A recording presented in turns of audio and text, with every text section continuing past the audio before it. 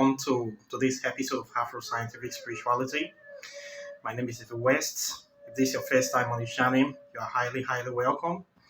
This is a place where we separate the facts from the fiction, the science from the superstition, and the concept from the misconceptions about African spirituality.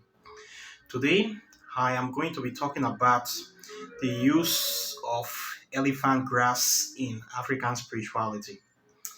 This is a grass that is very common and very popular in Africa, but many people do not really know much about it, apart from the fact that it is used to feed farm animals.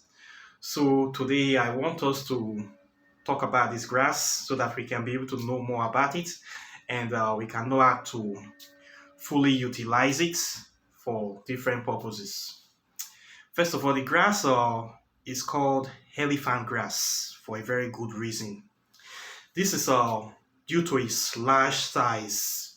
When you come to the world of grass, it is one of the largest kind of grass, if not the largest type. So people call it elephant grass because it's very big, just the way elephant animal is bigger than all the other animals in the jungle. So this grass is bigger than all the rest.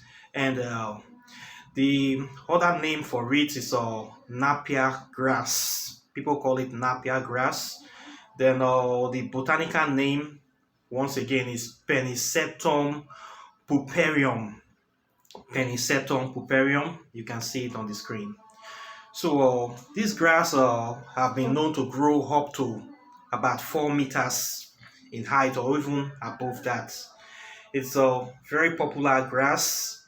In Africa, we consider it as a weed because it's very common, and you will find it in the tropical places of the world. And it grows on its own, but it's also planted as well. And it is highly cultivated. The grass is usually used, like I said before, to feed farm animals. We use it to feed cattle. Elephants themselves love it a lot. It is one of their best kind of food. It's used to feed them goats, sheep, buffalo, horse, rabbits. In fact, any animal that love grass, love elephant grass. They all eat it, all herbivores. It's a very good source of nutrient for them. So the elephant grass is very easy to grow.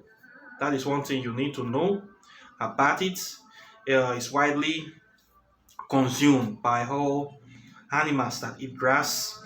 This is one grass that you can actually cultivate. You can farm it and you can actually make money from farming this elephant grass due to the fact that it is widely consumed by all sort of farm animals. It is in very high demand, so you can actually make money from cultivating and selling elephant grass. Okay, the cultivation is easy. You don't need fertilizers for cultivating elephant grass. You don't need pesticides for cultivating it. What you just need is to get the stems. You can get the stems. You plant it the way they plant cassava, and it grows very fast, and it does not have like a lifespan that you say within a year it will die. It can grow on your farm for years. So you can always sell it. If you don't sell it this year, you can know that the grass is there. You can sell it anytime you want to sell it. It does not die out. It just keep growing and growing. So it's a very good farming crop. If you have any empty land in your place, or you don't know what to plant, or you don't have money to buy seeds to plant anything on the land, you can easily plant elephant grass, and we just grow. Instead of allowing the land to be like that, you can actually farm elephant grass and you can sell it to farmers, and you can actually make money by not actually buying any other sort of supplements for the farm. You just put the sticks on the ground and you grow, and then you sell when they have matured. So elephant grass is very lucrative plants to cultivate and sell. Then What you don't really know, what people don't really know about this elephant grass is that humans can also eat it as well. Yes, human beings eat it, and it is a very good source of vitamin B. So, human beings have been known, people eat elephant grass. The way they do it is that you can eat the young leaves, not the old ones, the fresh leaves that are coming out. You can harvest those ones. Then also the stem, you can peel it. You can get the stems of the grass. You peel the outer coverings, the way you scrape out sugarcane, the way you eat sugarcane, you peel it. Then those little stems, you can use it to cook, and it's very fast in cooking. Within 10 minutes, it's ready for a stew or vegetable soup, and you can actually eat it, and you get a lot of vitamin B from consuming elephant grass. You can also eat it raw. You can chew it raw if you don't mind the taste, and you will still survive.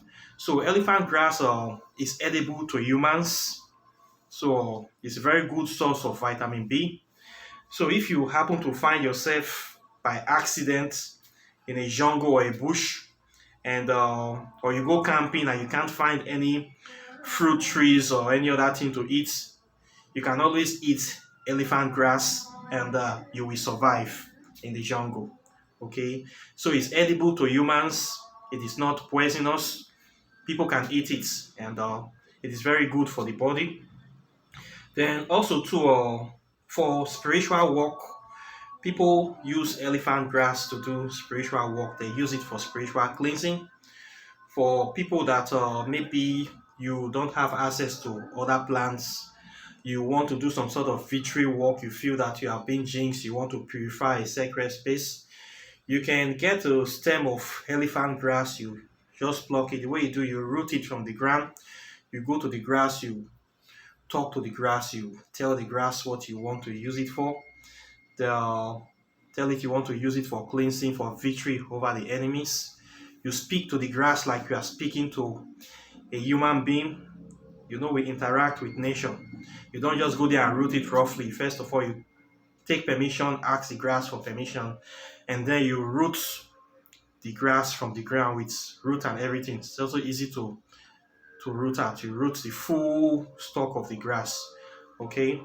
The what you do is that you get a bucket of water, you put salt or your sea salt or your rock salt. Salt is a purifying agent. We mix it with the water to purify or sanctify the water. We want to use it for spiritual work. We do that a lot.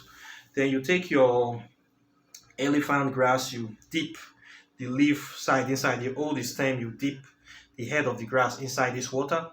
Then you use it to sprinkle around your house, around the places you want to purify. You dip it inside, you sprinkle. You dip it inside, you sprinkle. You dip it inside, you sprinkle. If you have been to a church or any of these spiritual gathering, religious gathering, you see people do a lot of purification. This is the way they do it in African spirituality. This is one way. We have so many ways to do purification of sacred spaces. I'm going to dedicate a whole video on how to sanctify sacred spaces, maybe tomorrow or next. So you can also use your elephant grass because it's a victory grass due to its large size. Can also be considered as the king of grass, but there's another grass that is called king grass. This is elephant grass. It's totally different from that. So you can use elephant grass for purification. Just dip it inside water and sprinkle around the neighborhood. Okay. So the elephant grass is a very, very good grass. It's very common, especially in West Africa. We don't even look at it anymore because it grows everywhere. But it's a very good grass. You can easily farm it in a commercial quantity, and you can sell it the way you sell vegetables, and you can make a lot of money from selling elephant grass without buying fertilizer, without buying pesticides. Just stick the stem on the ground and it grows, and then when it's matured, you call farmers to come and buy. It's better to feed their animals with this grass than using corn. They have a lot of nutrients, and animals love it a lot. All sorts of animals, they love this very elephant grass. So it's one of their number one food items on their menu. Okay. So this is what I have to say about elephant grass for you. Like and share this video. Questions or comments are welcome. If you would like to learn more about African spirituality, please register for my website www.kindoki.net. There I teach the inner workings of African spirituality. If you want to know about the scientific validity of African spirituality, you can also buy my book, where I have been able to lay out a lot of scientific evidence to support the originality and authenticity of African spirituality. So, with that being said, we see you in the next video. I wish you a very wonderful day and take care and bye. Peace.